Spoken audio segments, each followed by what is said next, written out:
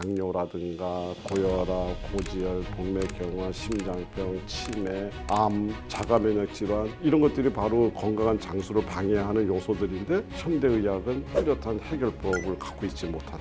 저는 당뇨 해결사로는 꼭 말씀드리고 싶어요. 라는 재료가 나오는데 거기에 보면 혈관 명약이라고 이제 미역국에다가 표고버섯 미역국을 끓였으면 좋겠다. 그리고서 드실 때 듬뿍 집어넣어서 오메가3 보충해 주시고 심혈관 계열에 굉장히 도움이 되는 그런 음식이 만들어지지 않을까 싶습니다. 현대의학과 과학이 엄청나게 발전이 됐죠. 냉정하게 우리가 현대의학을 바라보게 되면 이렇게 수술을 하거나 그러니까 외과적 처치, 그다음에 감염성 질환 여기에는 정말 뛰어난 능력을 갖고 있습니다. 그런데 비해서 우리가 만성화되고 있는 질환에 대해서는 현대의학이 그것을 굉장히 한계점을 보이고 있는데 그것은 왜 그러냐면 현대의학은 결과를 중심으로 해서 증상을 완화하는 방법으로 모든 의학이 발전이 됐습니다. 그런데 만성 질환의 대부분은 이렇게 갑자기 넘어져서 쓰러지고 다리가 부러지고 이런 내용이 아니라 오래된 그 잘못된 습관이라든가 이런 것이 원인이 돼서 질병이 이제 생겨났는데 그 부분을 안 보는 거죠. 그 부분을 안 보기 때문에 굉장히 문제가 되는데 저는 이제 앞으로의 시절이 이제 최근에 제가 읽었던 책 중에 이제 한 권에서 이야기를 하는 의학의 3.0 시대가 시작됐다 이런 표현을 제가 굉장히 눈여겨보고 기억하고 있는데 그런데 지금의 시절은 뭐냐면 우리 흔히 얘기하는 초고령화 사회라는 표현을 쓰고 100세 시대라는 표현을 쓰는데 이 100세 시대에 우리가 가져가야 될 것은 평균 수명의 연장이 아니라 건강 수명이 그러니까 마지막 그 순간까지 현역으로 살다가 현역으로 삶을 마감하는 이게 이제 우리가 지금 가장 필요로 하는 이런 단계에 와 있는데 건강한 장수를 방해하는 가장 문제가 있는 것들이 뭐냐면 당뇨라든가 고혈압, 고지혈, 동맥경화, 심장병, 치매, 암, 자가면역 질환 이런 것들이 바로 건강한 장수를 방해하는 요소들인데 바로 이 부분을 현대의학은 뚜렷한 해결법을 갖고 있지 못하다. 그래서 의학의 3.0 시대에는 반드시 음식이 여기에 결합이 되지 않으면 또 우리가 갖고 있는 어떤 스트레스 해소법이라든가 또 여러 가지 어떤 자연과의 교감 이런 부분들이 의학 속으로 들어오지 않으면 건강한 장수를 해결하는데 한계를 보일 수밖에 없다. 그래서 푸드 닥터가 의학의 3.0 시대를 여는 아주 그 천병이 된다 그럴까요?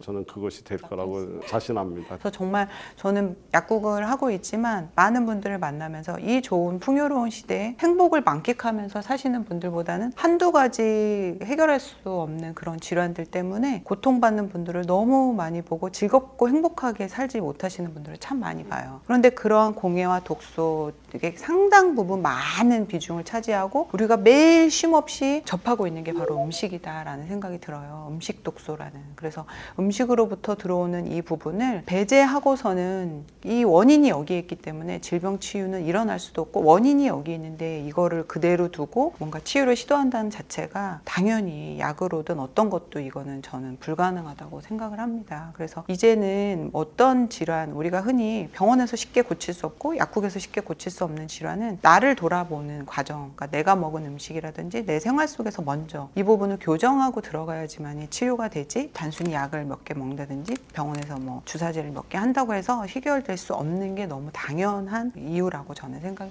드네요. 네.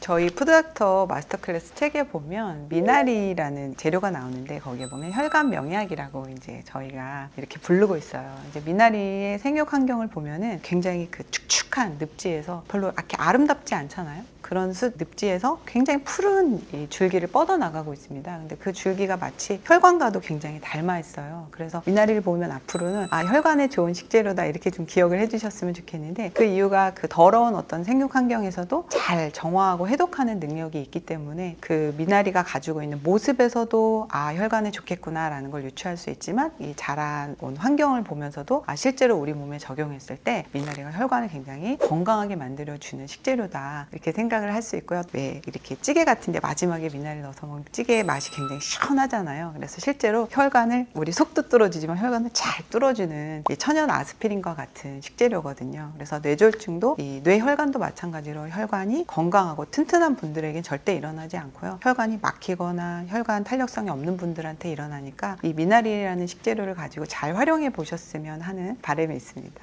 지금 미나리를 말씀해 주셨는데 이제 우리 이제 푸드닥터 항상 우리 강조하는 이야기 중에 하나가 음식의 재료가 되는 식품의 특성을 이해할 때 우리 현대 영양학적 관점에서는 여기에 비타민이 얼마가 들어 있고 뭐가 영양 성분이 뭐가 있고 이런 것들을 굉장히 중요시 여기는데 그것보다는 이들이 어떻게 살아남았느냐 이것을 이해하는 것이 훨씬 더 지혜로운 이런 답을 얻는 경우가 상당히 많죠. 이 물속에서 사는 식물들은 물을 극복할 수 없으면 물에서 죽습니다. 그러니까 물을 극복한다는 건 물을 다룰 줄 안다는 거고 그래서 우리 몸에 불필요한 수분을 바깥에 내보내고 그 물을 정화할 줄 알고 그 차가운 물 속에서 생명력을 발휘해서 쑥쑥 자랄 줄 알고 이러니까 물 속에서 자라나는 이런 식물들 뭐 미나리, 콩나물, 숙주나물 미나리는 우리 몸에 물을 다룰 줄 아니까 혈액을 건강하게 만들고 그 다음에 혈액이 막혀서 여러 가지 혈전 덩어리가 있는 것을 내쫓아버리고 이런 것들을 잘하니까 모든 병의 시작이 혈관의 염증으로부터 시작된다고 얘기를 했을 때 미나리는 그 문제를 해결하니까 저는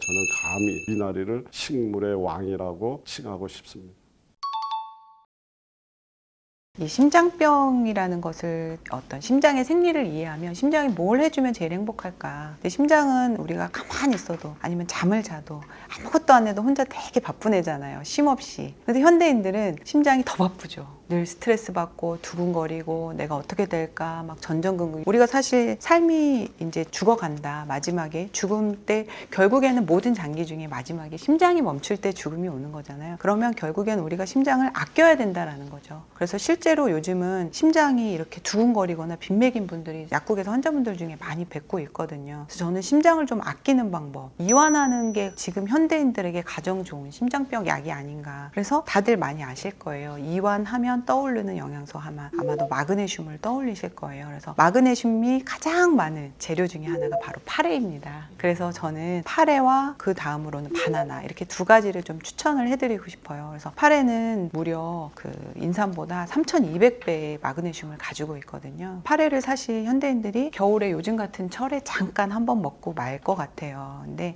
이제 잘 찾아보시면 파래 분말 같은 게 있거든요. 그래서 그렇게 두근거리고 자꾸 심장을 내가 과소모한다라고 생각이 드시고 또 밤에 잠도 못 주무시고 부정맥이 있다든지 혈압이 있다든지 이런 분들한테 파래만 매일 잘 섭취하셔도 굉장히 이완하고 편안하고 또 무엇보다도 평생 써야 될 심장을 잘 아끼는 좋은 식재료가 되지 않나 이렇게 생각이 드립니다.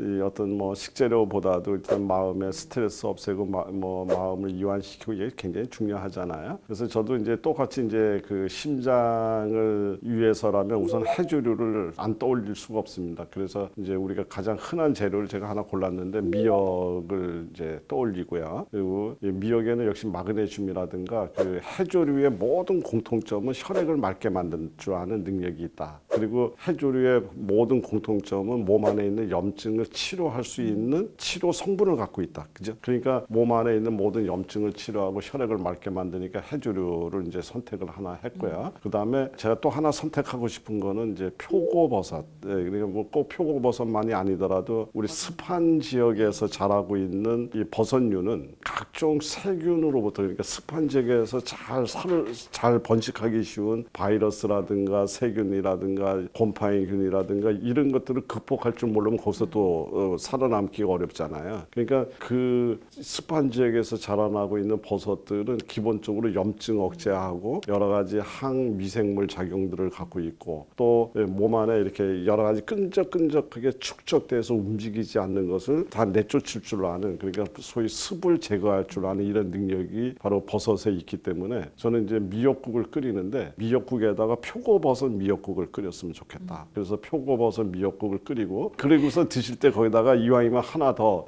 들깨가루 듬뿍 집어넣어서 오메가3 보충해 주시고 이제 이렇게 해서 만들어서 드시게 되면 심혈관 계열에 굉장히 도움이 되는 그런 음식이 만들어지지 않을까 싶습니다. 근데 이제 우울증도 이제 물론 이제 여러 가지 원인이 있죠. 환경적 스트레스라든가 또 호르몬 그 여성분들 갱년기에 대해서 호르몬의 변화, 뭐 어떤 사회적인 어떤 관계 속에서 만들어지는 고립감, 외로움 뭐 이런 것들이 등등 이제 이런 우울증으로 이렇게 연결이 되죠. 심지어는 뭐 날씨에도 이렇게 영향을 받고 이제 이렇게 하는데, 그런데 최근에 나오는 많은 연구 자료들을 보게 되면 우울증도 염증이다. 이제 이런 어떤 정의를 하고 있습니다. 그래서 우울증을 없애는데 가장 선행돼야 될 것이 이제 염증을 없애야 되는데, 그 염증이 생겨나는 자리가 뭐 손끝 발끝이 아니라 뇌죠. 그래서 머리에서 염증이 일어나지 않게 만들어야 되는데, 그래서 저는 뇌를 이렇게 정의를 해요. 뇌는 산소다 이렇게 얘기를 합니다. 그러니까 뇌는 우리 인체에서 산소를 가장 많이 필요로 하는 그런 장기다 이제 이런 거죠. 그러면 뇌에서 염증이 일어나는 이유는 저산소증이 왔을 때 이 뇌에 염증이 일어나는 거죠. 그래서 뇌의 저산소증을 해결할 수 있으면 좋겠다. 이제 이런 개념적인 하나의 접근을 가질 수 있고요. 제가 그 뇌와 관련돼서 우울증이라든가 이런 어떤 뇌에 일어나는 관련 질환에 제가 즐겨 쓰고 있는 처방이 바나나하고 콩을 끓입니다. 바나나하고 콩을 끓이면 바나나 두유가 되잖아요. 근데 이걸 무슨 물에다가 끓이냐면 바로 해조류에다가 끓여요. 그래서 뭐 다시마 육수도 좋고, 아까 우리 황 약사님 말씀하셨던 파래에다가 해서 콩과 바나나를 끓이면 여기 콩에서 나오는 아주 좋은 인지질을 만드는 기름이라든가, 또 바나나에는 또 우리 그 세로토닌의 전구 물질이라고 할 수 있는 트립토판을 만들 수 있는 능력이 있죠. 그래서 그 세로토닌이 많이 나와서 기분을 굉장히 업시킬 수 있는 이제 이런 개념에서 콩과 바나나 또 해조류, 마그네슘 들어있고 있는 이제 이게 이렇게 만나게 만들고, 여기다가 중요한 거는 뭐냐면 생감자즙을 섞어서 이제 먹을 때 먹게 합니다. 그러면 생감자즙은 뭐냐면, 이 생감자즙은 식물성 스테로이드가 가장 많이 들어있는 아주 특이한 이제 식품입니다. 그러니까 스테로이드가 많이 들어있다는 것은 뭐냐면 염증을 치료할 수 있는 능력이 매우 뛰어나다 이제 그런 건데, 그래서 여기다 생감자즙을 좀 섞어서 이렇게 드시게 만들면 잠도 충분히 주무시게 되는 효과도 얻을 수 있고, 또 이렇게 우울증에도 그렇고, 또 더 나가서는 우리 몸 안에 보이지 않는 각종 염증까지 없애주는 이런 좋은 효과가 있는 것 같아서 주로 임상에서 그런 처방을 많이 하고 있습니다. 이제 박사님께서 우울증은 그러니까 염증, 뇌 염증이다 말씀하셨는데, 저는 우울증은 화병이다. 네, 화가 난 사람들이 대부분 오거든요.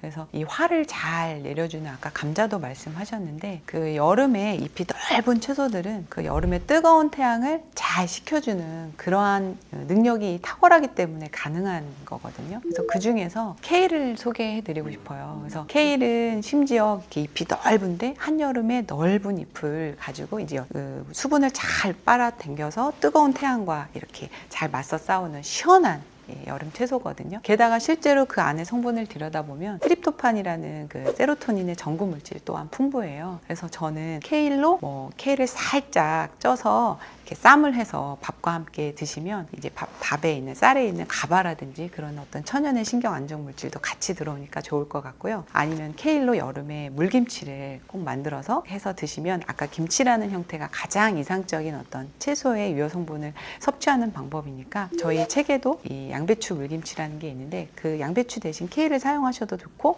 아니면 두 가지를 같이 사용을 하셔도 좋습니다. 그래서 그렇게 저는 케일을 한번 추천드리고 싶습니다.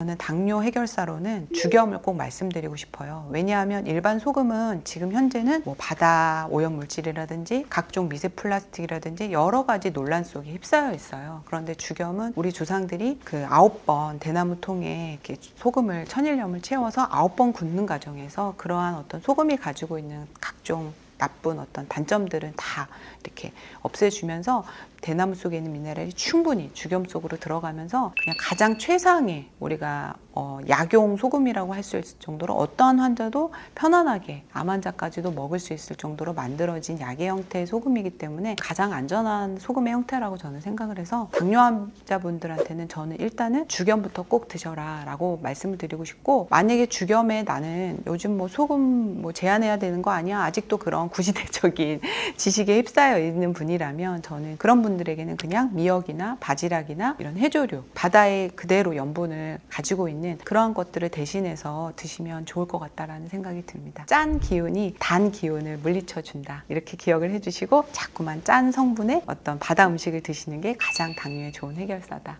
네, 그렇죠. 그 이제 이 소금을 이야기를 하면 이제 일반적인 우리 건강론을 얘기할 때, 특히 그 당뇨 같은 경우도 얘기할 때 뭐 과도한 염분 섭취를 제한해라, 뭐 해라, 이런 얘기들이 참 많이 나와 있는데, 그거는 제가 생각하기에는 그냥 나열한 것 같아요. 어떤 진정한 고민을 갖고서 한 것들이 아니고요. 그래서 제가 그냥 보완 설명 잠깐만 드리면, 우리 집에서 가정에서 음식을 만들 때 음식이 좀 급하게 만들다 나니까 좀 짜졌어요. 그러면 이거를 물론 물을 부으면 뭐 싱겁게 되겠지만, 그거를 급하게 해결할 수 있는 중화시키는 방법이 설탕 한 숟갈 넣는 거잖아요. 그러니까 이 설탕과 소금은 서로 이렇게 상호 견제하고 조절하는 그런 능력이 있다. 여기까지만 제가 이야기를 드릴게요. 그래서 당에 문제가 생겨난 거라면 소금이 들어와서 같이 균형을 맞춰주고 조절을 해주는 이것이 굉장히 중요하다. 여기 그렇게만 해도 우리 시청자분들께서 이해하는데 이렇게 좀 더 도움이 되지 않을까 싶습니다.